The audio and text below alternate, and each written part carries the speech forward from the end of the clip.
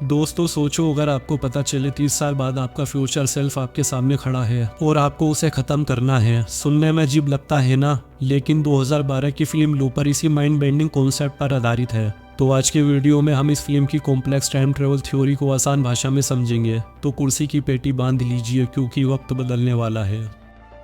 इस मूवी की कहानी शुरू होती है 2044 में। दुनिया काफी बदल चुकी है, गरीबी चरम पर है और कुछ लोगों के पास दिमाग से चीजों को हिलाने की छोटी मोटी शक्ति आ गई है। मूवी का हीरो जो है, जो एक लूपर है, और आप ये सोचोगे ये लूपर क्या बला है। तो देखिए, साल 2074 यानी 30 साल आगे में टाइम ट्रेवल इन्वेंट हो चुका है, लेकिन वो गैर कानूनी है। वहाँ के माफियाओं को जब किसी को गायब करना होता है तो उसे बांधकर वक्त के पीछे यानी 2044 में भेज देते हैं। वहाँ एक लूपर खड़ा होता है जो बिना सवाल पूछे उसे गोली मार देता है। लाश ठिकाने लग गए और फ्यूचर में कोई सबूत नहीं बचा। लेकिन इसमें एक कैच है जिसे कहते हैं क्लोजिंग द लूप। माफिया नहीं चाहती कोई गवाह बचे, इसीलिए एक दिन हर लूपर के सामने उसका फ्यूचर सेल्फ भेजा जाता है। लूपर को अपने आप को ही मारना पड़ता है। इसके बदले उसे ढेर सारा सोना मिलता है और वो अगले 30 साल एज की काट सकता है, और इसे कहते हैं लूप क्लोज करना। जोए के साथ भी यही होता है, लेकिन जब उसका फ्यूचर सेल्फ यानी ओल्ड जोए उसके सामने आता है तो वो नकाब नहीं पहना होता। यंग जोए उसे मारने से घबराता है और ओल्ड जोए उस पर अटैक करके वहां से भाग निकलता है। अब यंग जोए मुसीबत में है, क्योंकि अगर उसने अपना लूप क्लोज नहीं किया तो उसके बॉस एबी उसे तड़पा तड़पा के मार डालेंगे।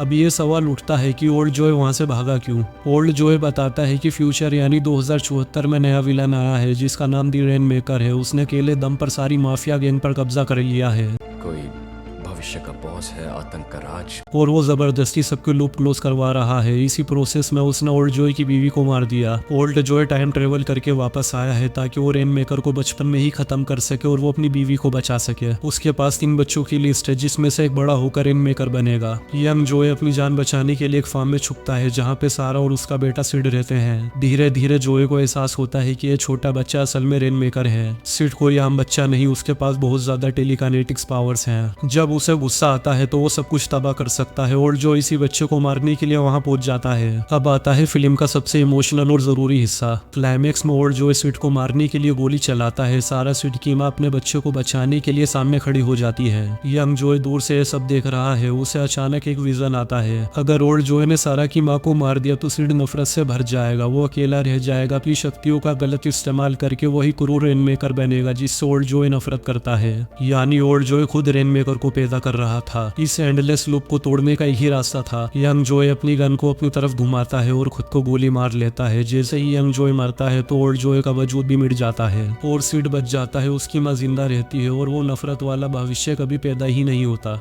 जो ने खुद को कुर्बान करके दुनिया को बचा लिया। तो लूपर की कहानी हमें सिखाती है कि हिंसा, वायलेंस सिर्फ एक और हिंसा को जन्म देती है।